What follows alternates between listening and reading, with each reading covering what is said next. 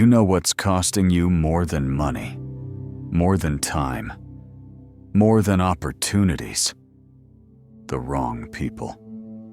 Marcus Aurelius, the wisest emperor Rome ever had, wrote something that will change how you see relationships. The best revenge is to be unlike him who performed the injury. But here's what he understood, that most people don't. Sometimes the best thing you can do for your life is to walk away. Not out of anger, not out of spite, but out of self-preservation. Today, I'm going to show you exactly 5 types of people you need to remove from your life immediately. Not tomorrow, not next week. Today. Because every day you keep these people around is a day you're choosing their toxicity over your peace. And type number 3, that's the one destroying your mental health right now. And you probably don't even realize it. Let's get into it. Type number 1, the energy vampire. The first type you need to walk away from is the energy vampire. You know this person. Every conversation leaves you exhausted. They come to you with problem after problem after problem. But they never want solutions. They want sympathy. They want attention. They want to drain you dry. Here's how you spot them. They call you only when they have a crisis. They reject every solution you offer. They have the same problems year after year. After talking to them, you feel depleted. Marcus Aurelius warned, the soul becomes dyed with the color of its thoughts. And when you're constantly absorbing someone else's negativity, your soul becomes dyed with their darkness. Listen carefully. There's a difference between supporting someone through hard times and being someone's emotional dumping ground. A friend going through a rough patch will thank you for listening. Take your advice. Show improvement over time.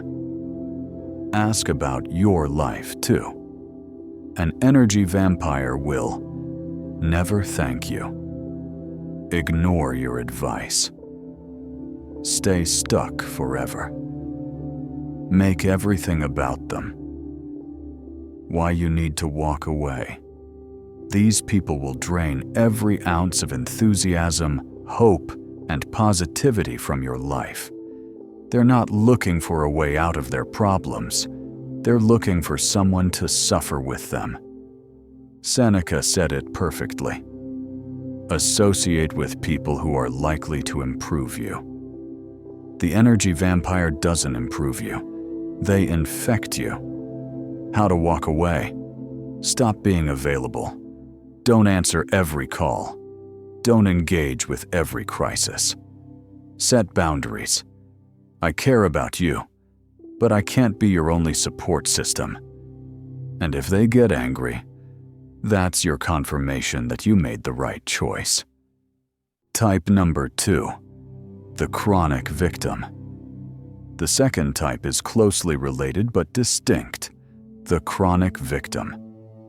Nothing is ever their fault. Their boss is unfair. Their partner is impossible. Their parents messed them up.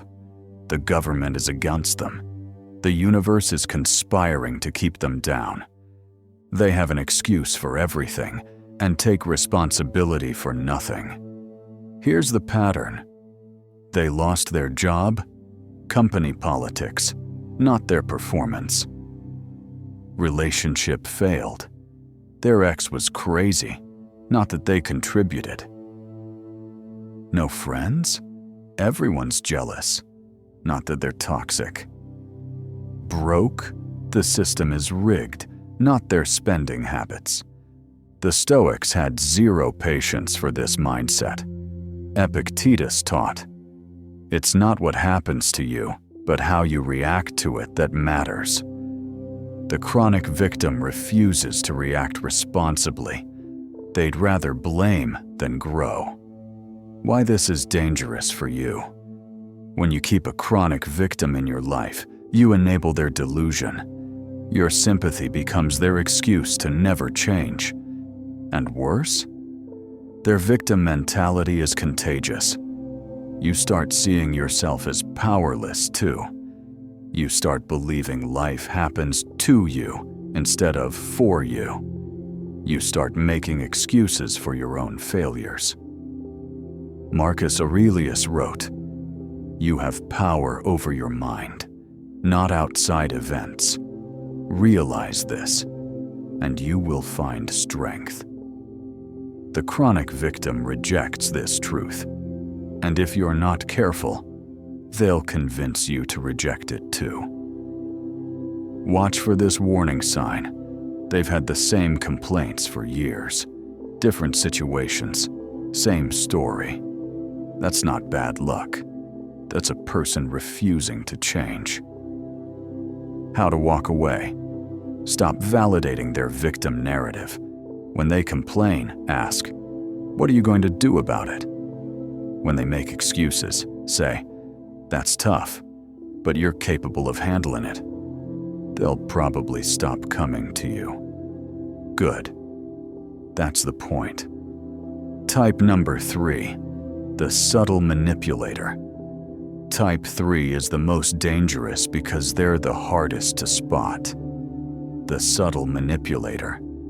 They don't yell. They don't threaten. They're too smart for that. Instead, they use guilt, comparison, and passive aggression to control you. Here's how they operate. Guilt. I guess I'll just handle this alone. Again. After everything I've done for you. I thought we were closer than this. Comparison. Sarah would do this for me. Your brother never has a problem helping. Other people make time for what matters. Passive aggression. It's fine. Don't worry about it. It's not fine. Do whatever you want. But there will be consequences. I'm not mad. They're furious. The Stoic philosopher Seneca warned, "A gem cannot be polished without friction, nor a person perfected without trials." But here's the thing. Trials should strengthen you, not destroy you. The subtle manipulator's friction doesn't polish you. It wears you down. Why this destroys your mental health? You're constantly walking on eggshells, second-guessing yourself, feeling guilty for having boundaries, apologizing for things that aren't your fault. You can't relax around them because you never know what invisible rule you're breaking. Their expectations shift constantly, always just out of reach. The result? Anxiety, self-doubt, exhaustion. Marcus Aurelius faced manipulation from senators, advisors, and even family. He wrote, "Reject your sense of injury, and the injury itself disappears." But the key is recognizing the manipulation first. Red flags. You feel guilty when you haven't done anything wrong. They never ask directly, always hint or imply. They keep score of every favor. Your wins somehow become about their feelings. You're constantly defending your choices to them. How to walk away. Stop playing their game. When they use guilt, don't engage. I'm not discussing this. When they manipulate, call it out. That feels like manipulation. When they pout, let them. They'll either stop manipulating or stop contacting you. Either way, you win. Type number 4, the dream killer. The fourth type you must eliminate from your life immediately, the dream killer. You share your goals, your ambitions, your vision for your future. and they respond with, "That's unrealistic. Who do you think you are? You should be more practical." "I'm just being honest." No, they're not being honest. They're being toxic. There's a difference between genuine concern and projection. Genuine concern says, "That's ambitious. What's your plan? How can I support you?" Dream killing says, "That'll never work. You're going to fail. You should give up now." Epictetus taught, "First say to yourself what you would be, and then do what you have to do." The dream killer wants you to say what they think you should be. They want you to limit yourself to their level. Here's why they do it. Your dreams make them uncomfortable. Because if you achieve what seems impossible, what's their excuse for not trying? Your success would force them to confront their own inaction. So they try to keep you small. Not because they care about you, because they're afraid of who you might become. Every great person in history faced dream killers. Einstein was told he'd never amount to anything. Oprah was told she wasn't fit for television. Michael Jordan was cut from his high school basketball team. The difference? They didn't listen. Marcus Aurelius wrote, "The impediment to action advances action. What stands in the way becomes the way." Your dream killer is an impediment. Use them as fuel. How to identify them? They dismiss your ideas before asking questions. They never celebrate your progress. They remind you of past failures when you mention new goals. They suggest safer alternatives that keep you stuck. How to walk away? Stop sharing your dreams with them. Period. Your vision is precious. Protect it. Share it only with people who expand your thinking, not shrink it. And when they ask why you're distant, "I'm focused on my goals right now." You don't owe them an explanation. Type number 5, the fair weather friend. The fifth and final type, the fair weather friend. They're around for the good times, the celebrations, the victories, the fun. But the moment you face adversity, they vanish. Here's the test. Think about your hardest moment in the last few years. Who showed up? Who called? Who offered help? Now think about your best moment. Who showed up then? If the lists are drastically different, you've identified your fair weather friends. Seneca wrote, "One of the most beautiful qualities of true friendship is to understand and to be understood." The fair weather friend doesn't want to understand your struggles. They only want access to your joy. Why this is toxic? Because you can't build a real relationship on selective presence. Friendship isn't a highlight reel. It's showing up in the mundane, the difficult, the uncomfortable. The fair weather friend teaches you a dangerous lesson, that you're only valuable when you're winning, that your worth is conditional, that you need to hide your struggles to keep people around. That's not friendship, that's performance. Marcus Aurelius understood this deeply. The best revenge is to be unlike him who performed the injury. When fair weather friends abandon you, don't chase them. Become the loyal friend you wish you had. Red flags. They're too busy when you need help, but never miss a party. They only reach out when they need something or want entertainment. They disappear during your hard times without explanation. They resurface when you're doing well again. The pattern is clear. They're not friends. They're opportunists. How to walk away. Let them go without drama. When they resurface after disappearing during your struggle, be polite but distant. You don't need to explain.